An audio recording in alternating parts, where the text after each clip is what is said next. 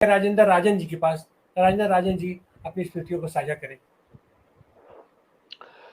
देखिए, मैनेजर पांडे जी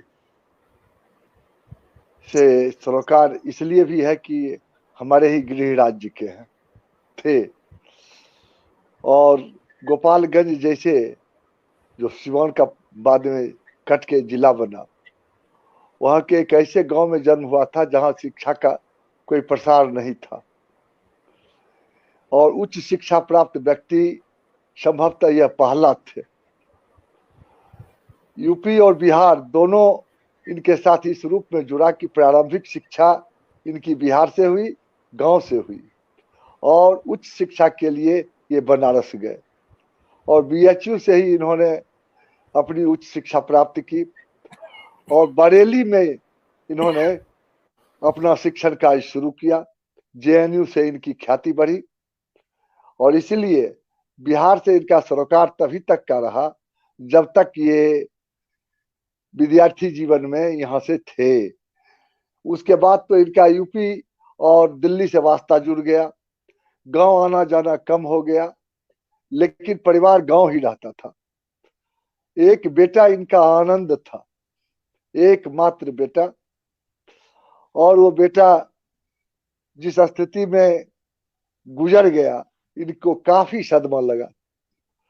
शायद 2000 साल होगा, 2000 ईस्वी में उस वक्त विधायक था, और जब पता चला कि मैनेजर पांडे यहाँ आए और कहा कि बिहार की जो हालत है इसमें बिहार के लोगों को चाहिए, अखबार में बयान दिया, साक्षात्कार उनका छपा कि बिहार के लोगों को अगर मरना है तो घर में क्यों मरे, बाहर निकल कर लड़ कर मरे।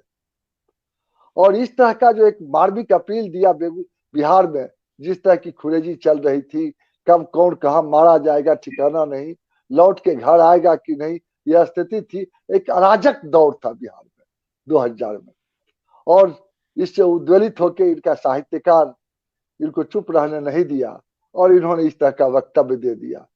दुर्भाग्य या संजोग कहिए, 4 दिनों के बाद ही, संभवतः 10 अगस्त को इन्होंने इस तरह का वक्तव्य दिया था साक्षात्कार में, और इसके बाद संभवतः 16 अगस्त को इनके पुत्र की हत्या पुलिस ने कर दी।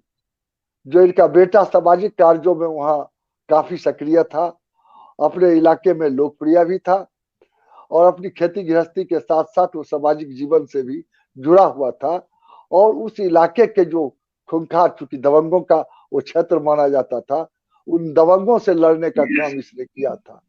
इसलिए पुलिस और दबंग दोनों के गठजोड़ ने इस तरह की स्थिति पैदा कर दी कि बेरहमी के साथ आनंद की हत्या पुलिस ने कर दी। ये उनका बयान था कि घर में नहीं मरो, लड़कर मरो।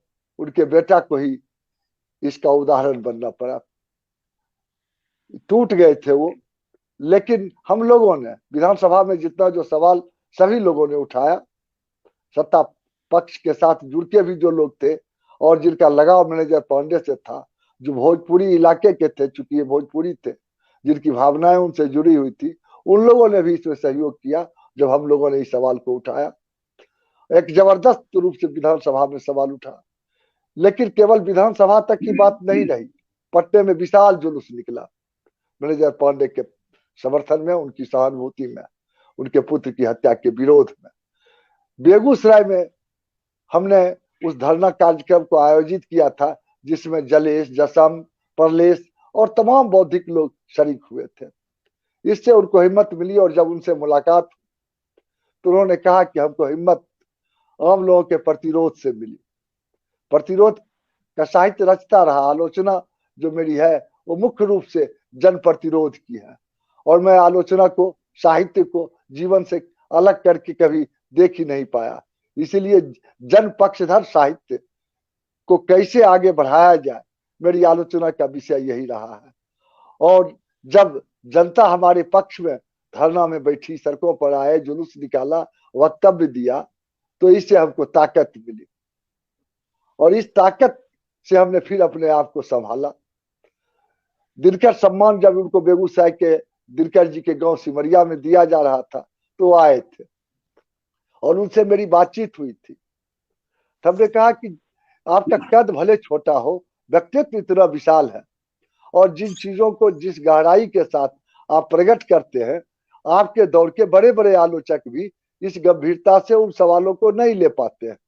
इसलिए कि साहित्य के समाज शास्त्र को जिस रूप से आपने व्याख्यायित किया है, प्रतिरोध के साहित्य को जिस ढंग से प्रोत्साहित किया है, और आप केवल पुराने लोगों को ही नहीं, नए लोगों को भी जिस ढंग से पढ़ते रहे हैं, और उसकी जो वस्तुपरक आपकी व्याख्या है, इस आधार पर जितनी मान्यता आपको देश में मिलनी चाहिए वो क्यों नहीं मिल पाई है।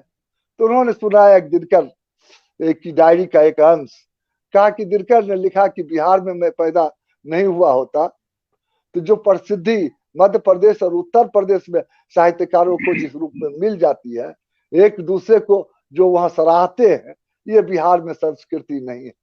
और हो सकता है मैं भी बिहारी हूं, इस कारण से इस दंश को हमको भी झेलना पड़ रहा है। ये एक पीड़ा थी उनके भीतर, एक कसक थी, एक टीस थी। मैंने उनसे पूछा कि सिगार आप इतना क्यों पीते हैं?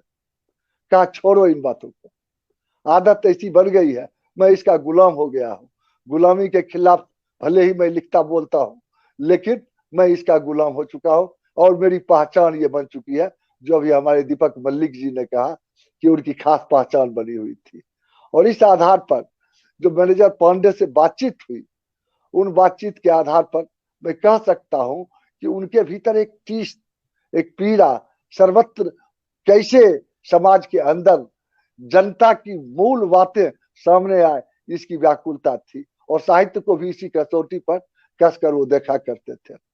उनके साथ एक दो आयोजनों में हिस्सा लेने का मौका मिला, एक दिल्ली में और एक जसम के राष्ट्रीय सम्मेलन गोरखपुर में हुआ था, उसमें भी मैं गया हुआ था अभिनंदन करने के लिए। तो वहां भी उनसे मुलाकात हुई और बातें हुई। कोई ज्यादा देर तक बातें नहीं हो पाई थी, लेकिन कुछ ऐसे प्रसंग थे जिस प्रसंग को लेकर स्त्री विमर्श पर उनकी चर्चा चल रही थी, और उनके बोलने के बाद ठीक मुझे वक्ता के रूप में बुला लिया गया।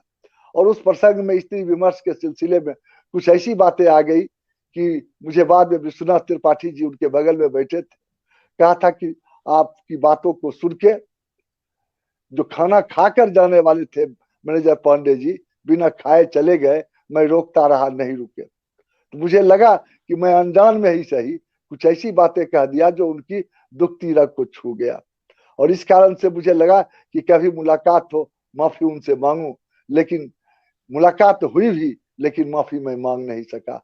आज मैं वास्तव में अपने आप को शर्मिंदा महसूस करता हूँ कि इस तरह की बातों के जो उनके दिल को छू ले, जो उनको कष्ट पहुंचाया हो, उसके लिए मुझे माफी तब देने के लिए वो नहीं है, लेकिन मैं अपने आप को निश्चित तौर पर लज्जित महसूस करता हूँ। फिर जो साहित्य के मोर्चा के सवाल पर जो बातें हुई, तो उनसे हमने एक सवाल उठाया था और उस सवाल पर चर्चा होनी चाहिए। हमने कहा कि आपने आपातकाल के दौर में जिन साहित्यिक संगठनों को और राजनीतिक व्यक्तियों को आपने देखा था कि कैसे लोकतंत्र की हत्या हो रही है, और उस सवाल पर सभी एकजुट नहीं हो रहे हैं, तो वो लोकतंत्र का जो खतरा जो उस वक्त पैदा हुआ था, इस लोकतंत्र को आप किस रूप में परिभाषित कर रहे हैं? इसलिए कि लोकतंत्र पूंजीवादी लोकतंत्र है, और इस पूंजीवादी लोकतंत्र में उसके हाथ तानाशाही जब तानाशाही रूप लेगा तो वो निश्चित तौर पर निरंकुश होगा और लोकतंत्र की हत्या होगी। लेकिन ये तो पूंजीवादी लोकतंत्र है, और इस पूंजीवादी लोकतंत्र में इसकी जगह उसको बैठावे, ये जो साजिश है, इसको आप क्यों नहीं परिभाषित करते हैं? इसलिए कि आपने लेख लिखा, चर्चा की, भाषण किया, हम आपके भाषण को सुना, उनको कहा, लेकिन उसमें आपने लोकतंत्र के इस दूसरे रूप को क्यों नहीं बताया कि लोकतंत्र पर आज कौन हावी है।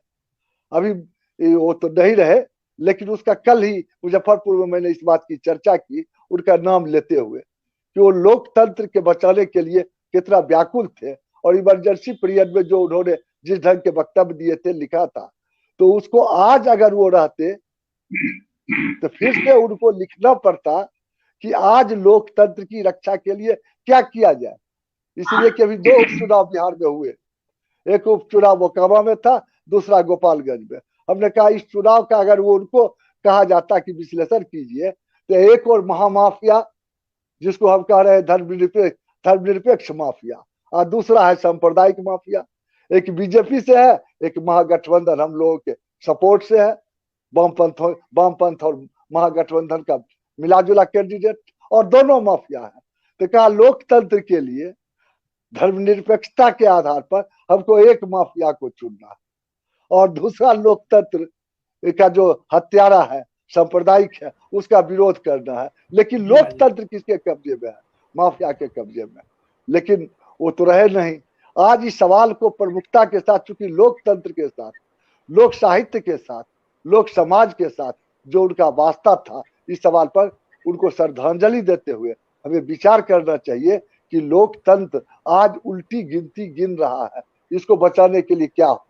उनके एक लेख में है कि धूमिल के बारे में इन्होंने कहा कि अब लोकतंत्र को साहित्य बचाएगा, राजनीति नहीं। उन्होंने कहा साहित्य, कविता ही लोकतंत्र को बचाएगी। तो लोकतंत्र के बारे में उन्होंने कहा कि कविता लोकतंत्र को बचाने के लिए प्रेरणा दे सकती है, लोकतंत्र को बचा नहीं सकती है।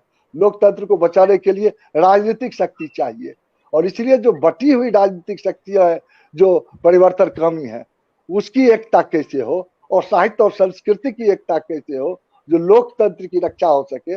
मैनेजर पांडे की चिंता के साथ जुड़ के हमको इन बातों पर विचार करना चाहिए। मैनेजर पांडे की तरह प्रखरता के साथ हमें सामने आना होगा।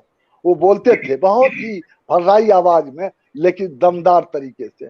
उनके भाषण को सुनने के सिलसिले में लगता था कि लिखने के वक्त वो काफी अपनी भावनाओं को व्यक्त कर पाते हैं, अब बोलने के समय संभल कर बोलने के सिलसिले में जिस तरह से बोलते थे, लगता था कि एक प्रोफेसर बोल रहा है। लेकिन उनका प्रोफेसर भी उस वक्त जन पक्षधर व्याख्याता बनता था, न कि अकादमिक। और इसीलिए उन्होंने कहा कि अकादमिक लोगों ने जिस ढंग से साहित्य को एक खांचे में डाल दिया है, उसको जनता के भीतर ले जाने के लिए हमको ज्यादा प्रयास की जरूरत है। इसलिए आज आपने याद किया, धन्यवाद। और हम मैनेजर पांडे को याद करने के सिलसिले में जिस तरह से आज प्रतिरोध की संस्कृति को विकसित करना है, उसको अगर उनके साथ जोड़ के देखेंगे और तब विकसित करने की सोचेंगे तो एक सच्ची श्रद्धांजलि हो सकेगी। मैनेजर पांडे कहते भी थे कि आलोचक तो जो लिख कर जा रहा है उसमें वो जिंदा रहेगा, मेरी रचनाएं रहेगी, और इसीलिए उन रचनाओं के माध्यम से हमारी बातें जनता तक पहुंचेगी। हम उसको लेकर चले।